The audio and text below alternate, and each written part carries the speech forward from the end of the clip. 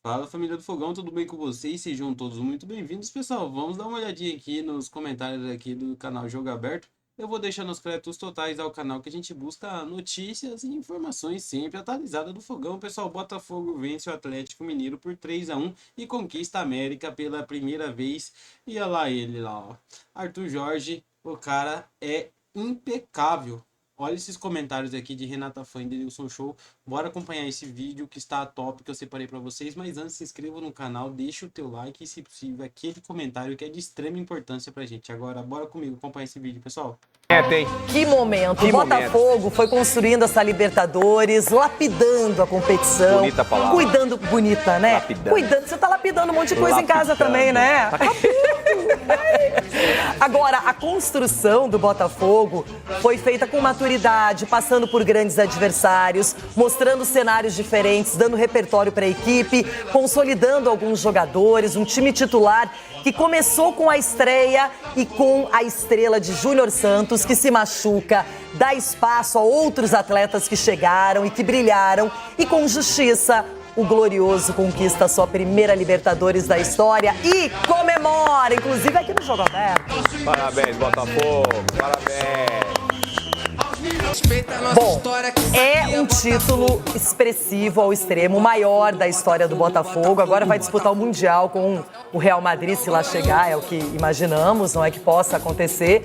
O Galo deixa muito frustrada a sua torcida, porque com um jogador a menos, 1 minuto de jogo, o Galo já tinha 11 contra 10. E mesmo assim, o Botafogo domina as ações, se reconstitui na partida, consegue fazer um 3-1. É marcante, é histórico e é muito pesado. O Botafogo fez algo que, na minha opinião, reverbera demais. Uma final de Libertadores, você começar o jogo com um a menos, é começar o jogo com um a menos. Né? É! Não tem como você mudar assim, tudo que você trabalhou, tudo que você treinou e planejou para uma final, tanto o Galo quanto o Botafogo. Aí você tem um jogador expulso com 1 minuto de jogo, menos de 1 minuto de jogo. Você muda completamente o panorama e fala muito do treinador, né? Desde o começo do trabalho do Arthur Jorge, a gente estava elogiando o trabalho dele, a forma que ele conseguiu fazer com que os jogadores jogassem a partida, né? Tanto mentalmente quanto fisicamente, taticamente também. Então, assim, ele conseguiu fazer o time jogar bem. Só que ele enfrenta um cenário, né, que não era comum nos últimos jogos, e você ter um jogador a menos, porque o Botafogo sempre foi um time de propor jogo. Então ele teve que baixar um pouquinho as linhas, ele não mexeu na escalação. Normalmente o treinador, quando acontece esse tipo de situação, ele já mexe logo no time. Ele conseguiu trazer um pouquinho mais, os jogadores que estavam dos lados do campo, baixar um pouquinho mais as linhas, o Almada tendo que recuar um pouquinho mais. Enfim, ele conseguiu controlar o volume de jogo do Galo. O Galo até pressionou bastante, mas se a gente parar para pensar, poucas finalizações do Galo. O jogo foi tomando um ritmo de jogo favorável ao Botafogo e no final o Botafogo consegue fazer 2 gols com um jogador a menos. E aí o Galo tem que se, ao desespero, na minha opinião, tentar buscar o resultado. Até começa bem o segundo tempo, mas no final, merecidamente, a gente fala muito aqui sobre justiça no futebol. Em algumas partidas ela é feita, né? A justiça é feita, que o Botafogo mereceu. Pela campanha. Agora, essa campanha começou na pré-Libertadores, com o Júnior Santos fazendo gol a rodo, não é? Se destacando demais, é o artilheiro da competição. E ele faz o último gol da partida e o Luiz Henrique abre caminho, que é um craque de bola, que é um cara diferenciado, que até você apostou aqui como sendo o grande nome dessa final. E o Botafogo não se intimidou, continuou praticando o seu futebol. O Arthur Jorge apenas realocou as peças em campo. Então entra o mérito do treinador, como elogiamos o Felipe Luiz aquela vez contra o Corinthians em Itaquera pela Copa do Brasil. Sim. E lembrando que o Botafogo, para chegar ao título, ele passa por Palmeiras, por São Paulo, por Peñarol e Atlético Mineiro. Não é pouca coisa, não. Não é pouca coisa, Leirão. E assim, a gente falava muito aqui, até pelo que a gente estava vendo, principalmente no Campeonato Brasileiro, que foi a partida, ou aquela semaninha de primeiro jogo do Galo, aquela polêmica, a confusão. A gente colocou em dúvida ali a questão mental dos jogadores do Botafogo, e eles deram uma resposta positiva no Campeonato Brasileiro, que foi o confronto contra o Palmeiras, e vencendo aí, sendo campeão da Libertadores aí. E a festa na chegada do Rio de Janeiro foi apoteótica, inclusiva, cheia de gente, lotada e muito comemorada. Que isso, Botafogo? Que isso? churrasquinho, cerveja e muita alegria. Assim pode ser definido o final de semana do torcedor do Botafogo. As ruas cariocas vestiram preto e branco. Na enseada de Botafogo, um mar alvinegro. Entre as gerações, um único sonho, a glória eterna. Quem não pode estar em Buenos Aires, deu um jeito de ver de perto a taça da Libertadores. O Maicon e a filha Maísa vieram do Espírito Santo para o Rio para ver o tão sonhado troféu desfilar pelas ruas da cidade maravilhosa. Ela, 13 aninhos de idade, já conseguiu ser campeã, né, da Libertadores. Eu esperei 42 anos. E até quem não é botafoguense aproveitou o título do Glorioso para antecipar o presente de Natal dos filhos. A galera tá comprando e tá todo mundo empolgado. Natal das crianças já tá garantido já, pô.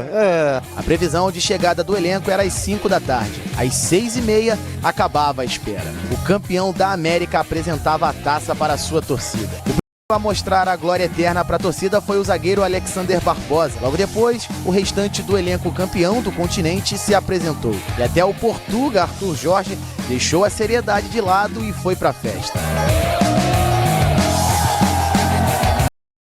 Se tudo isso fosse um sonho, o torcedor do Botafogo não ia querer acordar de jeito nenhum. O Botafogo, além de conquistar a Libertadores, também tem grandes chances de conquistar o Brasileirão. E não para por aí. O torcedor botafoguense já pensa em conquistar o mundo. Real Madrid, pode esperar que a tua hora vai chegar. Parte, o povo comemora e não para por aí.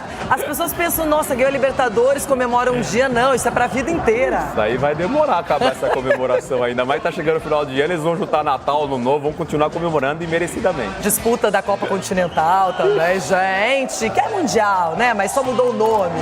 Agora, que legal, hein? A gente vê a alegria dos jogadores, da comissão técnica, do John Textor, parece o rei, é o rei do Botafogo nesse momento. Então deu tudo certo pro time carioca, Libertadores, Brasileirão na perspectiva. Ai, mas é o seguinte... Vamos lá. Eu já tomei uma pancada ontem, que pancada! Esse vídeo contém parceria com a 1xBet. A 1xBet é a parceira de Barcelona, Chelsea e Liverpool. Use o nosso cupom de desconto para que ganhe até 200% de bônus. Faça dinheiro com a 1xBet. A 1xBet é a maior e melhor casa de apostas do mundo. Use o nosso cupom de desconto que está fixado no primeiro comentário para que ganhe até 200% de bônus. Faça dinheiro com a 1xBet. Aposte, ganhe e repita. Uma tarde inesquecível, em preto e branco, assim como nos tempos áureos do Glorioso.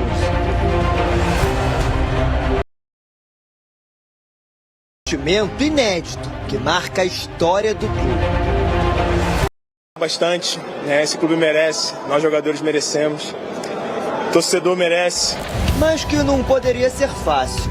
O torcedor sabe, tem coisas que só acontecem com o Botafogo. Outro time que em uma final, jogando como favorito, iria ter um jogador expulso com menos de um minuto. Um momento muito ruim para nós, porque perder um jogador tão importante como o Gregory ali no meio. O Gregory é nosso jogador importante, nosso jogador que rouba todas as bolas. Pois é, nesse momento passou um filme na cabeça dos botafoguenses. Esse grupo maravilhoso é que correu com menos um. Com um jogador a mais, o Atlético Mineiro começou tentando tomar conta das ações ofensivas. Anderson na batida cruzada, chutou para fora. Parecia que a qualquer momento o herói apareceria. Só que o personagem com superpoderes não era Hulk, e sim o Pantera Negra. Luiz Henrique chutou, é gol!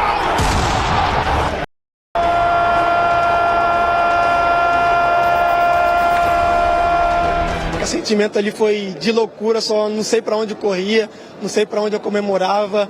Eu fui ali para cima dos companheiros ali. Apenas 4 minutos depois, e o protagonista brilhou novamente. Dessa vez, derrubado em dividida com Everson.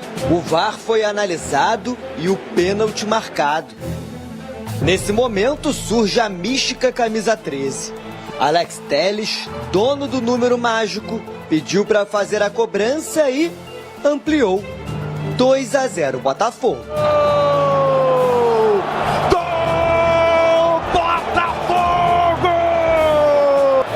Mas não pensa que a vantagem na saída para o intervalo tornou o jogo menos emocionante.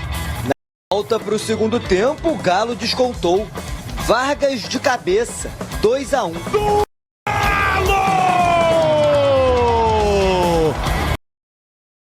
A torcida mineira entoou o canto de "Eu acredito".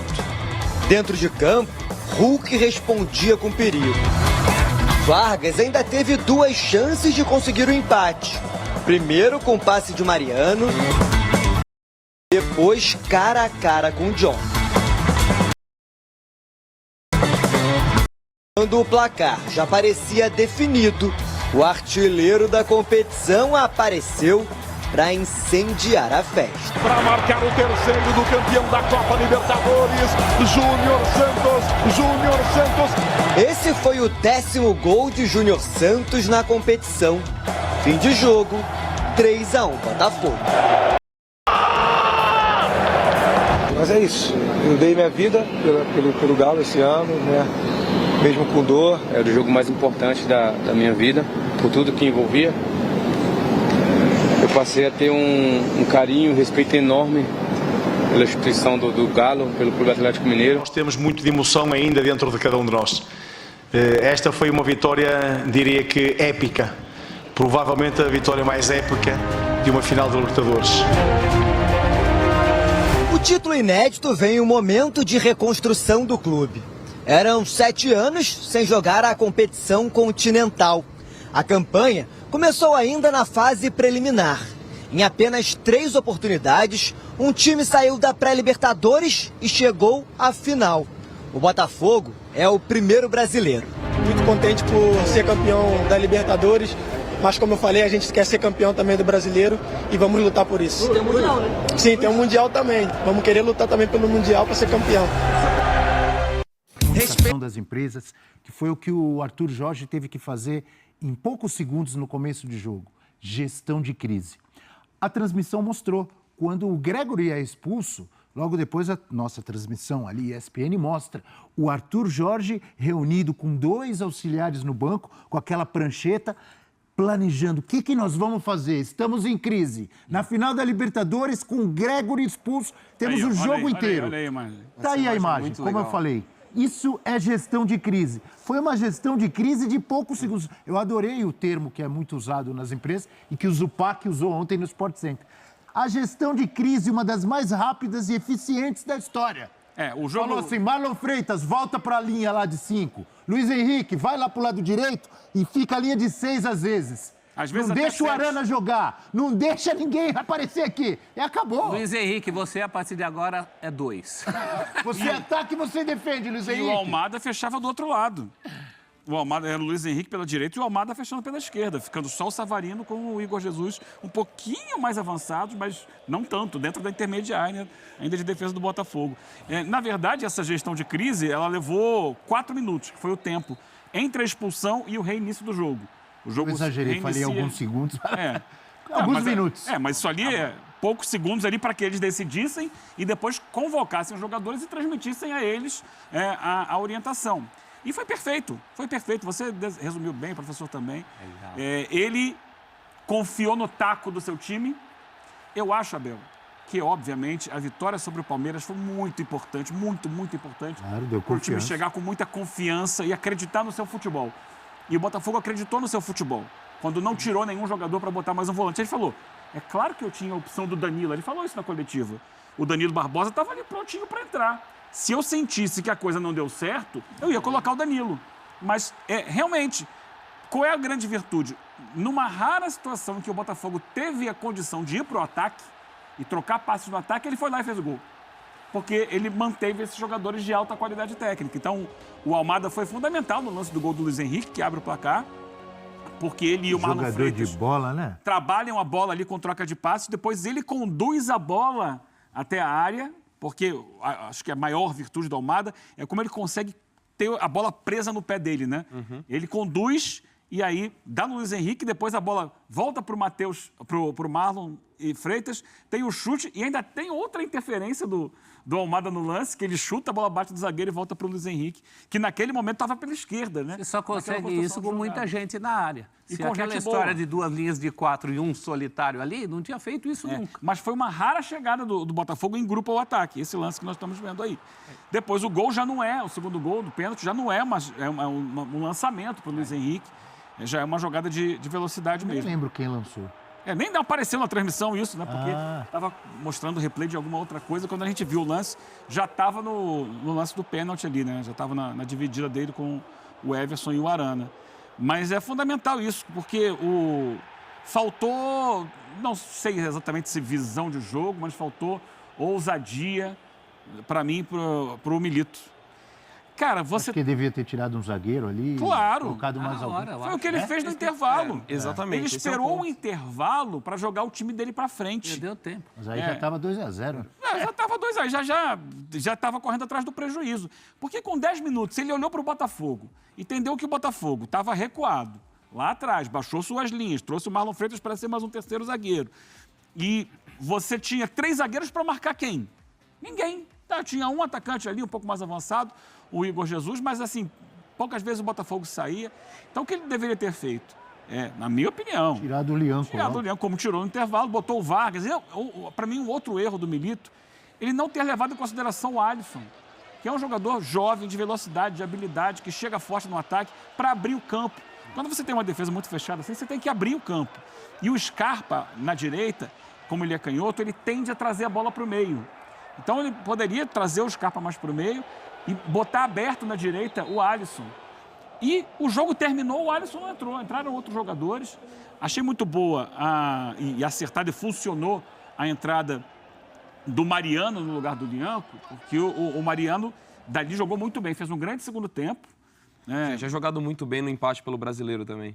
E Mariano melhorou e Hulk, muito. para mim, os dois que jogaram bola no Hulk Galo. não se furtou a participar do jogo, a tentar tudo que era possível. Hulk jogou muito. Só que os outros jogadores do Atlético sumiram. O Devinho errou quase tudo que tentou. Paulinho. O Paulinho a gente não viu no campo. O Scarpa a gente viu no campo. O Arana a gente não viu no campo. Então ficou faltando. Mas acho que faltou tudo isso em função de o técnico ter esperado muito para lançar o time dele. Gente, são 90 minutos. Você tem um jogador a mais, o time adversário está nas cordas, se lança o ataque, vai para cima. Aí vai fazer isso no segundo tempo. Faz um gol logo no início do segundo tempo, só que aí já tinha bem menos, né? Ele poderia ter empatado o jogo, o Atlético teve situações para empatar o jogo, mas nem toda a situação você converte em gol. Se ele começa a criar essas situações no primeiro tempo, tinha mais chance até de não sofrer gol do Botafogo. Então, para mim... E a gente fala de uma organização do Botafogo muito em aquilo que aquele time do Atlético naquele momento poderia oferecer. Então, acho que o Arthur Jorge foi brilhante nessa leitura, já tendo essa possibilidade. Deu errado, o Danilo Barbosa está pronto para entrar. Mas com essa linha de 5 de 6, ele neutralizou o lado do campo do Atlético. Isso, para mim, foi a grande sacada dele, porque a região central do Atlético não produzia muito. E teria esse espaço. Então, as substituições ele poderia ter já visto na primeira etapa de ocupar melhor a entrada da área. Se você olhava a entrada da área do Botafogo, tinha muito espaço. Porque o Gregory já tinha saído expulso e o Marlon voltou para a zaga. Muitas vezes voltava. Então você não tinha ali no meio muita gente. Tanto que ali o Hulk tentou uns 2 chutes dali. E era até jogar... o quê? O Savarino e o Almada. E o Jesus. O Almada abriu na esquerda. Exato, mais pelo lado. Então, assim, você não tinha jogadores também... Quando ocupavam, não são jogadores com esse viés de marcação ali para defender a área. Então, assim... Não, se você traz o Scarpa para dentro, ele poderia circular. Exato. Acho que esse era um dos caminhos. A própria entrada do Bernard, independentemente do desempenho ou não dele, mas taticamente poderia funcionar melhor para ocupar aquele espaço. Então, ali acho que talvez tenha sido o ponto. Mas eu acho muito corajoso a gente destacar, porque pode parecer, mas o Arthur Jorge colocar uma linha de 5, de 6 não era retranqueiro. Não, pelo contrário. Acho que ele foi muito cirúrgico em fazer uma coisa que... O mais tradicional era fazer um 4-4-1, deixar 2 linhas bem fechadinhas e tentar amenizar qualquer prejuízo. Não, e acho que ele, a partir do momento que ele faz isso, ele neutraliza completamente, sem abdicar das suas referências técnicas, e conseguiu o placar que conseguiu. E acho que também é legal muito ressaltar, numa mesma temporada, num ano... numa semana que se bateu muito na questão mental do Botafogo, em que voltou à tona a questão de 2023, que o Arthur Jorge dá uma coletiva e reforçando do mental, que o time estava bem. e se questionou muito o Botafogo. E tinha direito, assim, de levantar esse questionamento por tudo que aconteceu. Você consegue nessa temporada que você precisa jogar uma pré-Libertadores, em que meio aquele turbilhão, você tem demissão de técnico, tem um interino, tem a chegada do Arthur Jorge, um técnico que mostrou coragem desde o dia 1, que naquele momento cabia a crítica, metendo 4 atacantes na altitude, e acho que ali ele acabou errando, mas assim, mostrou o perfil corajoso que esse técnico tem. E com todas as descrenças que se tinha em cima do Botafogo, com toda a piadinha que existiu, o mental que esse time demonstrou ao longo de toda a temporada e na semana mais crucial, no momento que eles perdem a liderança, faz uma partida como faz contra o Palmeiras, atual bicampeão, uma força tremenda, tanto coletiva quanto psicológica, e consegue essa vitória. E aí, desde o primeiro minuto, você tem um a menos numa final de Libertadores, é de bater palma. Assim, o que esse time fez, tanto na questão... Na grande semana do ano, né? Na grande semana. Então, a gente está falando de um time que a gente já vem falando há muitas semanas do melhor futebol do Brasil, mas muitas vezes o melhor futebol não vence. O Botafogo poderia ter sido o melhor time do Brasil durante 80% da temporada e terminar sem qualquer um título. Ele consegue mesclar esse grande futebol com uma grande liderança tática, que o Arthur Jorge, para mim, deu um show, porque mostrou como esse time... mostrou diferentes virtudes, soube se adaptar a diferentes momentos de jogo, sobretudo na final da Libertadores, e um psicológico absurdo para conseguir. Então, esse título é muito bonita a história que o Botafogo construiu. Eu, como amante de futebol, só tenho a agradecer, viu? Porque eu penso muito, quando a gente vê jogos de futebol, das novas gerações, como trazer a garotada para o futebol. Hoje em dia há muita concorrência de opções de lazer. E uma das coisas que mais me irrita em futebol, 2 coisas me irritam. Primeiro, o jogo está virando, em alguns casos, aquele negócio que se decide com 1-0, gol de pênalti de uma mão que ninguém sabe se foi ou não. Isso é terrível para trazer público. Outra coisa que é terrível para trazer Boa, público. Professor, tem que combater. Eugênio fica falando aqui, pode ser campeão sem fazer gol. Bonito é assim, 3-1, 4-2. Outra coisa muito chata. Outra coisa muito chata, que é mais chata quando é o teu time, mas do ponto de vista do espetáculo, também é chato quando é o time do outro. Todo time que tem um expulso, bota 2 linhas de 4, um cara sozinho lá na frente, que às vezes nem é o velocista. Funciona, professor. Às vezes é só... Nem sempre você tem os talentos do Botafogo. Às vezes funciona. Ele tem material humano, mas eu te pergunto, fosse outro técnico, mesmo com material humano, não ia botar fé nos 3 da frente e principalmente nos 2 que ele pôs para voltar. Então, há variações. A vida fora das 2 linhas de 4 e 1 ali na frente, que mata o espetáculo, que mata todo o prazer de se ver futebol. Então, foi muito legal isso. O Arthur Jorge foi um achado, foi um acerto. Ano passado o Botafogo errou no Bruno Lage, esse ano acertou no Arthur Jorge. Olha ali, esse aí é o campo de futebol de praia da São Clemente, onde está estendido o bandeirão ali. Lá, São Clemente tem um time de futebol de praia, né? Já ganhou vários títulos, é ali que no ela bairro de Botafogo. Manda seus jogos na estrada de Botafogo. Botaram um bandeirão lá. Mas tá ali o Textor dançando, que beleza, hein? Tá animado o Textor, hein? Tem que estar mesmo. Tem que desfilar na São Clemente, pô. Olha lá. Com a grana que ele tem, campeão da América, eu tava desse jeito também. Então, assim, tem 2 coisas. E eu destaquei aqui, Abel, na semana passada, a entrevista coletiva do Arthur Jorge na véspera do jogo com o Palmeiras, que ele convocou. Ele convocou para transmitir confiança no time. E é fundamental, porque isso faltou ano passado. Alguém que chegasse, batasse no peito e falasse, esse time tá jogando bem, tem a minha confiança, tá com o mental forte, vai para dentro. Você falou mesmo. Destaquei. Você foi bem.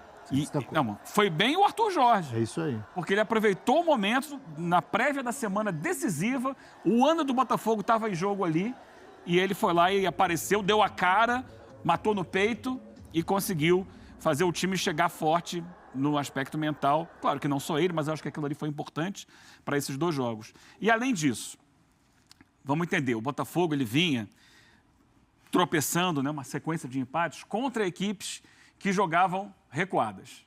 Todo mundo lá atrás, no campo de defesa, e o Botafogo tinha dificuldade de furar esses bloqueios. Inclusive contra o Galo no Brasileiro, quando foi expulso o Rubens. Exatamente. Perfeito, ainda no final do primeiro tempo. É isso, Abel. Eu ia usar esse exemplo, você já se antecipou. E nesses 2 jogos, isso não aconteceu.